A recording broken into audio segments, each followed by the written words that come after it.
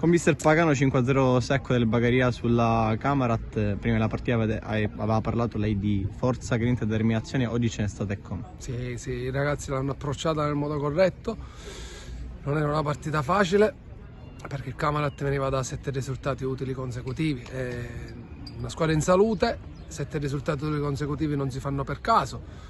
Abbiamo molto rispettato il Camarat, l'abbiamo approcciata nel modo giusto e poi sono contento perché poi una volta sbloccata diciamo che la squadra ha giocato più tranquilla e poi è finita come avete detto voi.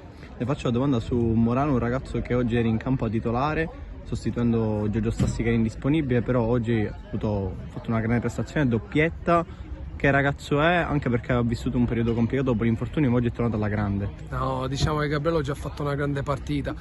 Lui già a inizio stagione non aveva cominciato, poi nel momento in cui stava cominciando ad allenarsi, è uno di 1,90 m, quindi per prendere la condizione deve molto allenarsi e poi ha avuto quella sfortuna, si è rotto la clavicola, è stato 2 mesi fuori, ora è rientrato da 3 settimane.